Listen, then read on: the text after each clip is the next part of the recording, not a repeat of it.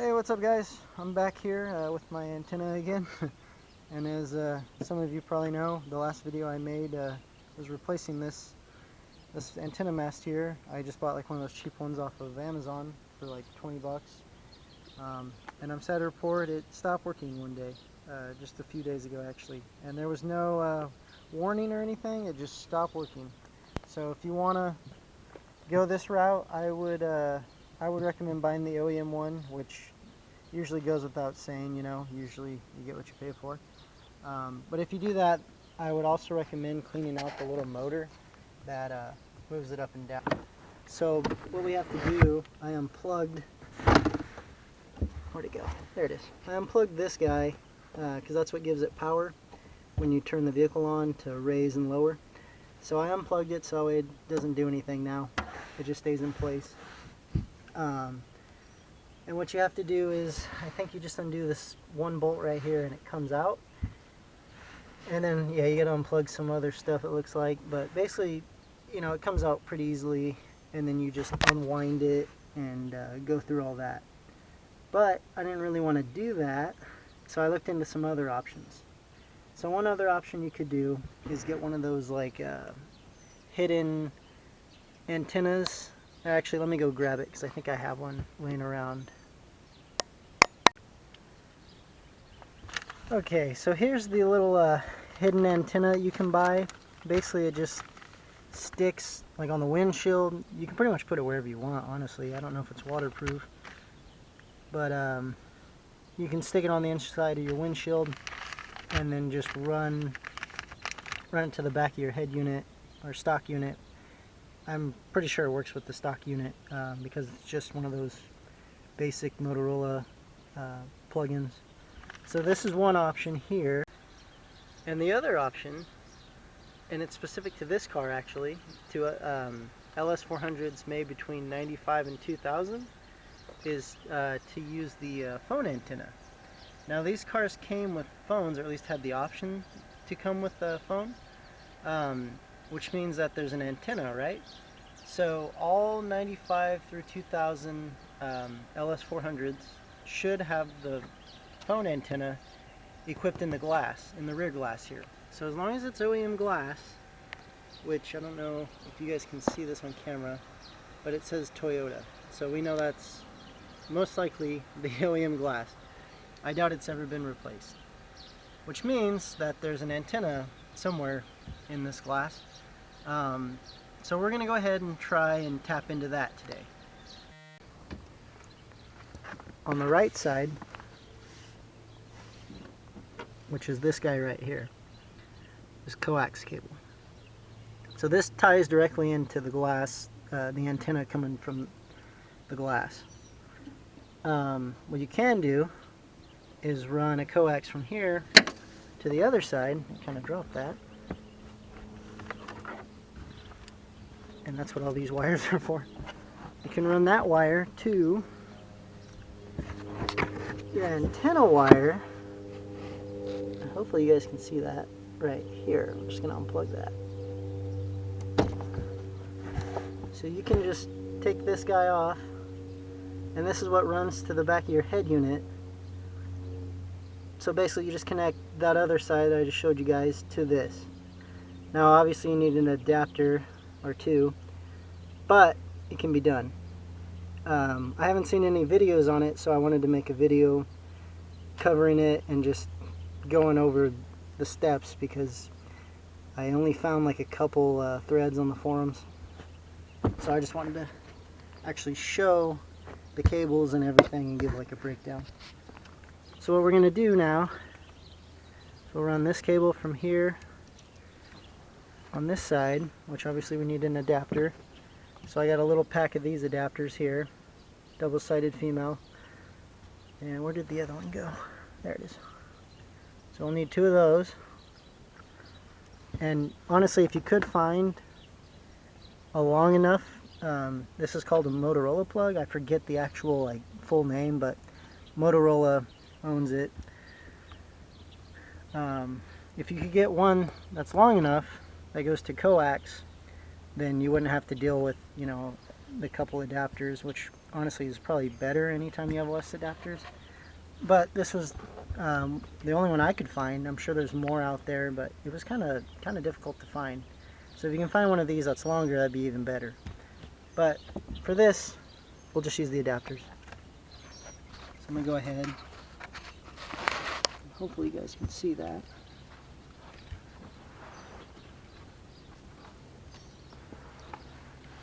You know what? Put this one first.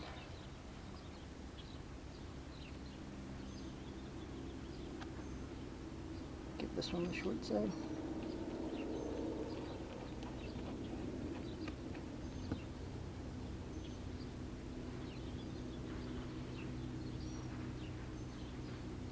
Alright, so that's nice and tight. And then we're just going to connect it to this one. And mine, I don't know if it separated or what, just make sure it's in there nice and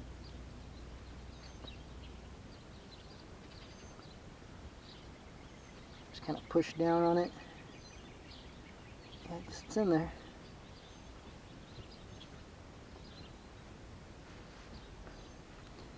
And I'm just going to wrap it in some tape. It's probably unnecessary, but I'll just give it a little coverage. I just feel like it's not in there all the way. Alright, so we got that. Make sure we got enough room. There's some slack there. We don't want to tug on that. And then I'm just going to run the wire here and under. Tuck it away. Kind of just hide it under the mat. So I'm going to connect these two while they're out. And get this out of here. So this is the other adapter. Like I was saying, the Motorola to coax.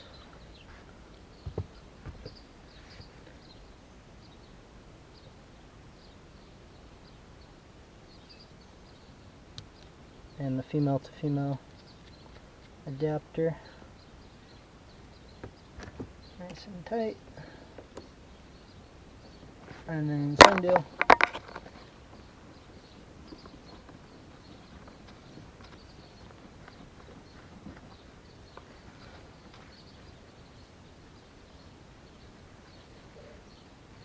And it's overkill, but I'll put a little bit of tape on it.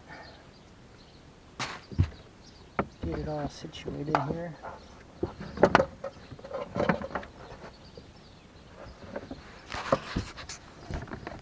Alright, a couple things working against me. Alright.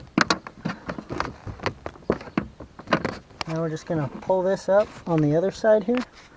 This little flap or compartment, whatever you want to call it. Just rubbing, you know, don't want to have the wire come loose. Alright, so now I'm just going to, you guys probably want to see, I'm just going to connect this to the thing I took off here. The Motorola plug, I forget the actual name. But I'm just going to plug those two together.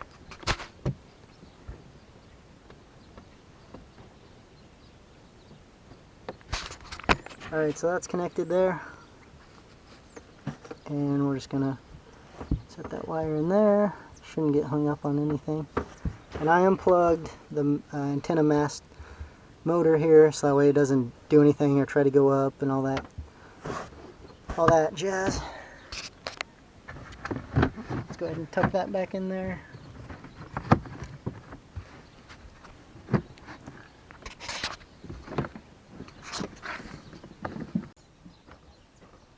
Okay, let's go test it out real quick.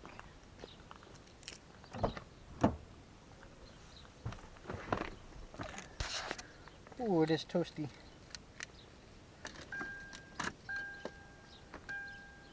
Whew.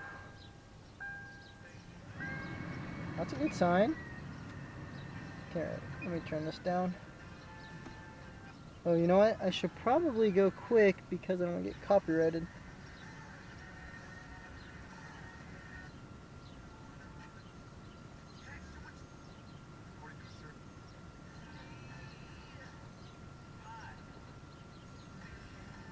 That sounds pretty good. I can live with that. I'm gonna turn this off. That was pretty good. I think that'll work. Let me drive around and see how it does. I'm happy with that though. That sounded pretty good. So I'm back. I drove around the past few days testing out the reception, and it's pretty good actually. I'm happy with it. It's not perfect, but I will say it's very good actually. I wasn't sure what to expect when I plugged it in here. It worked. I noticed that like in a couple spots, some of the channels that I used to get don't come in as clear, but they still come in for the most part. It'll depend on the area you live in. That's the big part of it. You know, if you live close to the tower, then yeah, you could probably do it and not even notice a difference at all. So it just depends. But yeah, I'm happy to report it's pretty good. I'm happy with it. I'm going to leave it like this. If you want AM though, I do not recommend doing this. That's the only downfall. The one other thing I was going to say is I could test out the little AM FM radio signal booster, like I was talking about with that hidden antenna. That's an option. I don't know if that'll work really. Like, I don't really know how well that works. I've seen a lot of mixed reviews on that, so yeah, that might be for a different project, for a different car, different project. I have something else in mind for that hidden antenna, so I might do that. I think this is the better option for this car, especially because it's, you know, kind of like a custom deal. You can't really do this with every car, so I thought that was kind of cool. And you know, for around like 30 bucks, you know, you can have this set up. So I think it's definitely worth doing if you guys have like a 95 through 2000 and you just don't want to deal with the retractable antenna. Definitely something to look into, I think. So anyway, just wanted to report that. So have a good day.